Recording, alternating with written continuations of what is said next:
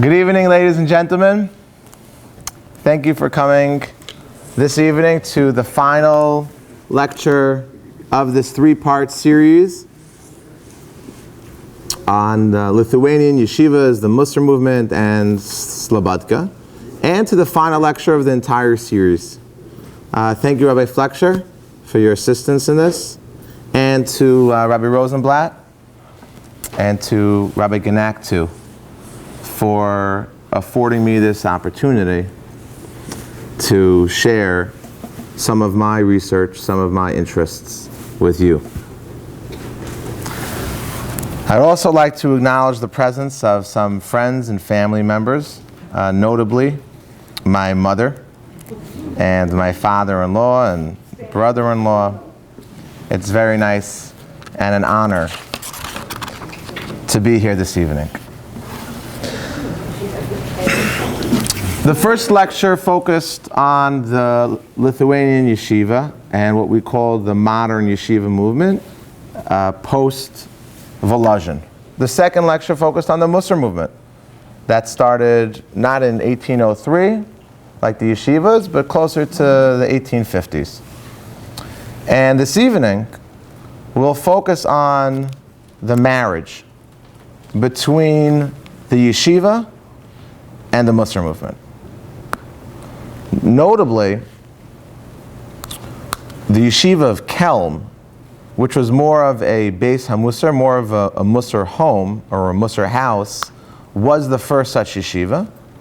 However, we will do more in our analysis this evening surrounding the two yeshivas of Novardik and Slobodka. So, firstly, as we mentioned last week, there is a noticeable distinction you'll find when you look at different Musar schools of thought. However, there do seem to be some common components in modern Musar systems. That means to say, even across the spectrum, and we'll explore the spectrum tonight, across the spectrum you'll still find some common themes, ideals, or lessons for all Musar-oriented individuals, teachers, and leaders. So I'd like to, just for a moment, mention some of them or review some of them. No longer was the Musar world about rolling around in the snow or fasting for days and days and weeks. After Rabbi Yisrael Salanter, and definitely over the 150 plus years since, there's a different focus for the world of Musar. There's more of a focus on mindfulness, intentionality, self-work, and improvement in a way that's not necessarily as drastic and external, and more based on hisponenus, finding time for introspection. Another character trait of any Baal Musar, for the most part, is that of Mikabel Kabbalos, which, as we explained, means to say that this individual has personal resolutions that he or she is committed to that work as a plan to make self-growth and development more realistic. So instead of saying, I'm going to get rid of my negative character trait of kas, of anger, Kabbalas will say that someone would write down in a notebook, I'm going to do this today, or X many times this week, I'm going to do that. So over years, and sometimes decades, I can be certain that I will evolve spiritually, that I will become a better and more refined person and personality. So over time, with habit, with this character development that takes place, this process actually is successful. That is the thinking of what we call the modern Musar system.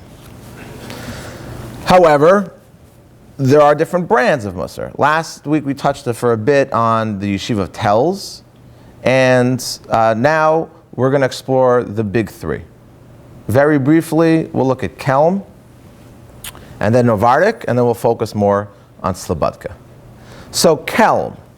Kelm was an interesting place because it was called a yeshiva. Some refer to it as a yeshiva, but it was really more of a Beis HaMusar. And as we explained, the model of a Musar Klois was that you would have individuals, sometimes adolescents and sometimes people established in their 20s, 30s, 40s, and 50s, and sometimes people who have been retired. But you would have one central meeting place for people to come together to talk about ideas of Musar, to listen to ideas of Musar, to hear a Musar shmuz, and to maybe sit on the side with or without a text and do some hisbonenus, some personal internal reflection.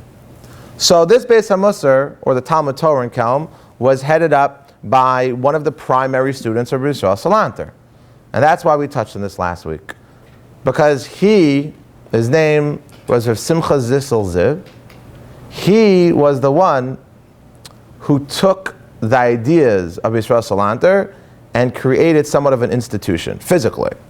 So instead of just wandering around from town to town or from city to city, Rav Simcha Zissel established an actual place in the city of Kelm, and he influenced there dozens and dozens, and then eventually hundreds, as we'll soon see, of Talmidim to join the ranks of Musar.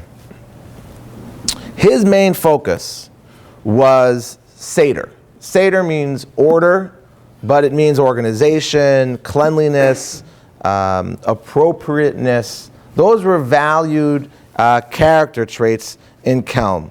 There was a very rigid schedule. There was a big focus on the respect that the students needed to have for that daily regimen. Almost like an army when it came to precision. Everything in Kelm was about Seder and Nikias, organization and cleanliness. And the thinking of the Alter of Kelm, of Simcha Zissel, was that if one's mind is organized, one's life is organized, then you could imagine that their words, that their deeds, that their plans will also be organized, will also be thought out, will also be pre-planned, will also be with savlanus. That a person will live life with control, not acting out, not saying any random idea or hurtful word that might come to mind. No, there's control. That was a very big focus in Kelm. Interestingly, the yeshiva in Kelm, this Talmud Torah, afforded a secular education for the teenagers who would study there. And that was a tremendous, tremendous shift at the time. So because the Alter of Kelm really celebrated education as an ideal in and of itself, of accumulating knowledge and wisdom and being in an environment with teachers, with peers or students who, like the academy, talk about ideas, in this case Musar, he also felt that being knowledgeable in any and every area that obviously was deemed appropriate was a goal. And his wish was for every student to attain such a goal. And we'll get back to this in a little bit when we deal with Slobodka. But this was, in and of itself, revolutionary. Students in Kelm would not speak unnecessarily. It wasn't uncommon to have a Beis Medrash there in Kelm where students were so focused and trained themselves with such discipline that if you would walk into the Beis Medrash, no one would greet you, not because they were cold. It's just that they didn't notice you. Interesting. There was such a discipline that the yeshiva really spoke to and spoke for that it was noticeable. But it was not a group of cold-hearted students, not at all. So even though they pushed themselves a lot and they would be encouraged to jump out of bed in the morning and really exercise their zrizus, their alacrity to do things and do things quickly and carefully at the same time, they were very friendly. The Alter of Kelm wrote about the importance of v'ahavta l'recha kamocha, of loving all Jewish people, as one of his core ideals, which isn't surprising because as a Talmud of Yisrael Salanter, being a great Jew is not just about the relationship with God or the relationship with one's own self. It's also about how we deal with other people, being sensitive to their needs and respecting, especially their rights and their property. That was the yeshiva in Kelm. It was a complicated story when it came to the relationship between the yeshiva, Rav Simcha Zissel, and the leaders of the community. Again, Musar was very, very controversial at the time. And essentially, he had to leave Kelm. He relocated in another town called Gruben. And without getting into too many details, the relationship that existed between the Alter of Kelm, Simcha Zissel, and the townsfolk and leaders of the town really set precedent for the tension that existed over the next 20, 30, or 50 years, and in some small circles even today, between what we'll call Musarniks and anti or non-Musarniks. That's the easiest way to say it. Again, because people felt, why are you taking time away from Torah study and wasting it, so to speak, on talking about your thoughts and your ideas and your feelings and perfection? Just be a good Jew. Just, how do you be a good Jew? You sit and you learn. And you do mitzvahs, you do chesed. Like, why do you have to create a system? And especially when it trickled down into the world of the yeshiva, there was that opposition that was felt, and even sometimes leading to rebellions, or as we saw last week, a strike in the yeshiva of Tels. That was Rav Simcha Zissel, that was Kelm, that was rigid order and cleanliness. Now we'll look at Novardik. Novardik was started by Rav Yosef Yazel Horowitz, who was also a primary student of Rabbi Yisrael Salanter, and he had a little bit of a different story than a typical Musar personality at the time. So instead of creating a world of Musar that we refer to as the world of Novardik, after years and years of being entrenched in the yeshiva, he took a different route. Firstly, he, as a young adult and then in his 20s, was a businessman.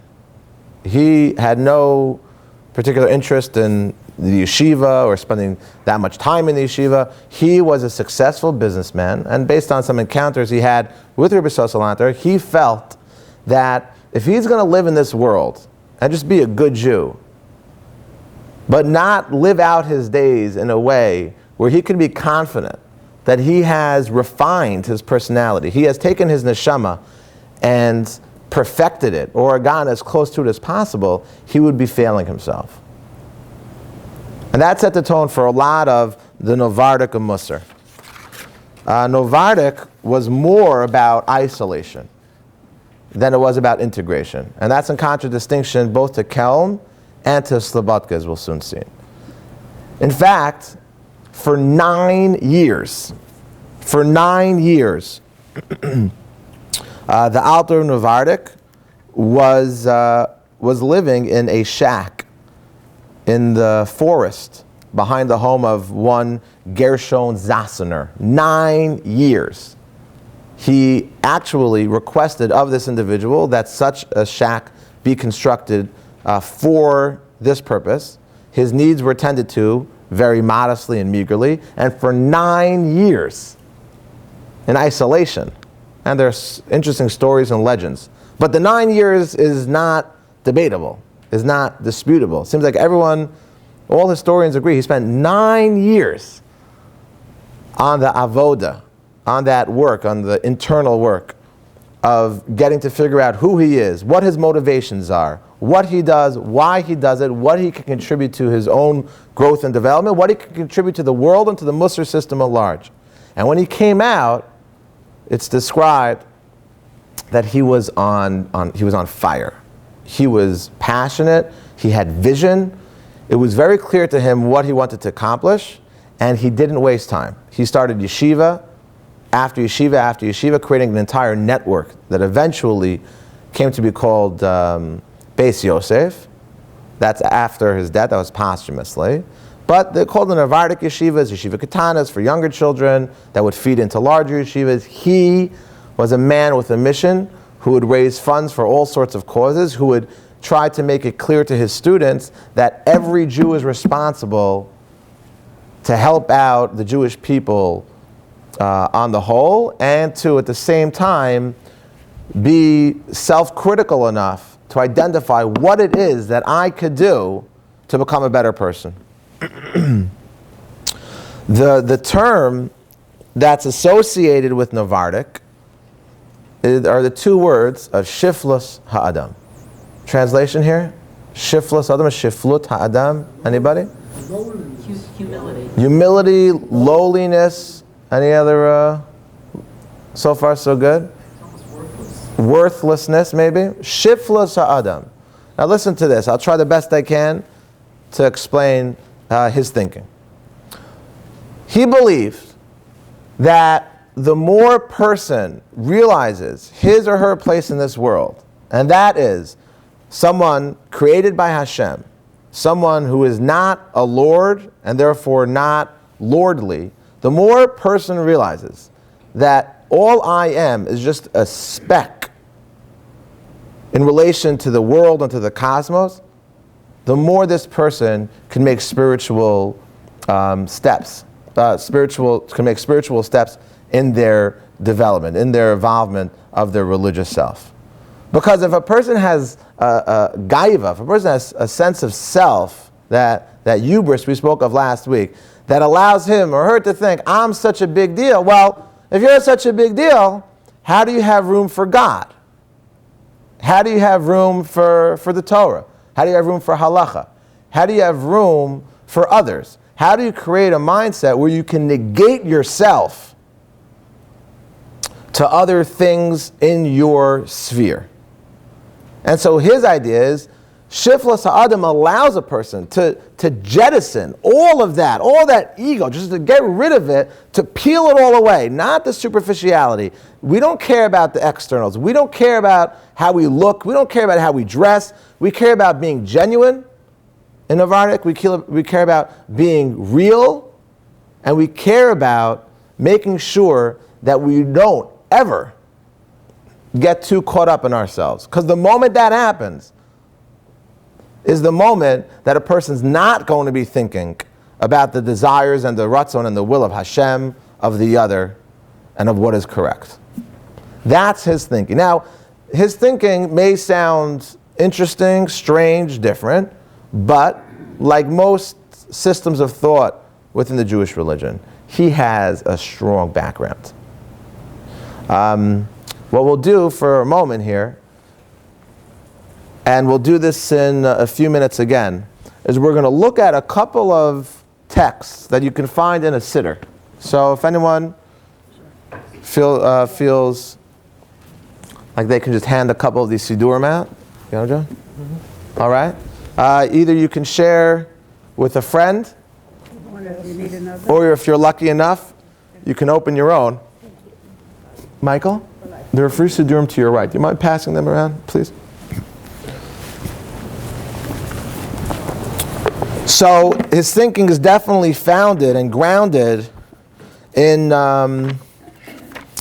Jewish texts, in ancient, both biblical and Talmudic texts. And what we'll do, we'll just look at a couple. There are many of them, but I'll ask you just to please look at Mishnah Daled and Perek Daled. That could be found on page 250. Page 250, in the fourth Perek, in the fourth Mishnah, Daled Daled, we have a teaching from Rabbi Levitas. Anyone feel comfortable reading this Mishnah of Rabbi Levitas? Anybody? I won't ask you to translate. If there's anyone that can teach all of us this Mishnah, that would be great. Yeah. Rabbi Levitas ish Yavne Omer, Od Ma'od HaBeishval Ruach Shetikvas Enash Rima. Okay. So, translated in brief, and this will sound jarring, okay? Rabbi Levitas from the city of Yavne would say that a person must be ma'od, very, very shval ruach, humble. A person needs to be exceedingly humble. What's the reason he gives? Shetikvas enosh rima. Shetikva is the hope, the eventuality of life. Right? What happens to each person in the end? Rima. Worms. Dust. Okay, that's an interesting perspective here. Right? So this is just an example of a number of Mishnayos, and that's only in Pirkei Avos, that really echo this theme that we're discussing, where a person needs to be careful about creating such an inflated sense of self that you get easily angered because, do you know who I am? What? You stepped on my toe? Do you know who I am? So you get easily angered. You can take advantage of people because if I'm such a big deal, who are you? Right? And in so many other areas of character development, this Mishnah speaks to this value of humility. And this was something that was really magnified in the thinking of Novardik. That was definitely an important idea. Another one, if I could just ask for us to look at the next parak. This is parak Hey, Mishnah Chaf. This can be found on page 255 on, let's see, this could be found, let's see.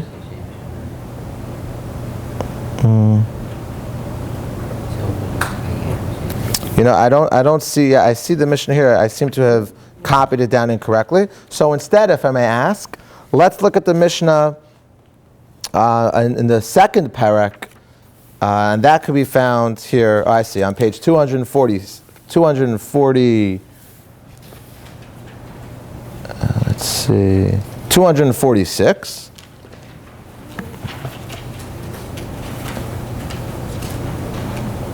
Where you'll see in Mishnah Tes, in Mishnah 9, we have a teaching from Rabbi Yochanan ben Zakkai, who was the leader of the Jewish people at the time, in his day. So what does Rabbi Yochanan ben Zakkai teach us? Anybody here? I recently studied this Mishnah with someone sitting in this room. Is there anyone willing or able to read this Mishnah? This is Mishnah Tes on page 246 in the second parak of Pirkei Avos. Any takers here? Rabbi Yochanan ben Zakkai. Yes, thank you. Mishpacha. Rabbi Yochanan ben Zakkai קיבל מהילל ומשמאי, הוא היה אומר, אם למדת תורה הרבה אל תחזיק טובה לעצמך כי לכך נוצרת. Thank you. So Rabbi Yochanan ben Zakkai warns the student, or maybe specifically the student who's growing and excelling, right? Be careful about the following issue, the following phenomenon. Last week, last year, last decade, you didn't know too much. And now, you know quite a bit. You've been focused, you've been studying, you've been learning, you've been questioning, you've been challenging, you've been accumulating information. You know so much. So what might you easily be led to think? This is me. This is, I hate to say it, but I'm kind of a big deal. You know, I mean, there's so many other people who haven't done this, or maybe people who have tried to do this unsuccessfully, right? So he says, don't take the credit for yourself because L'kach notzarta, you're supposed to be doing this. Okay, you're supposed to be pushing yourself. You're supposed to be working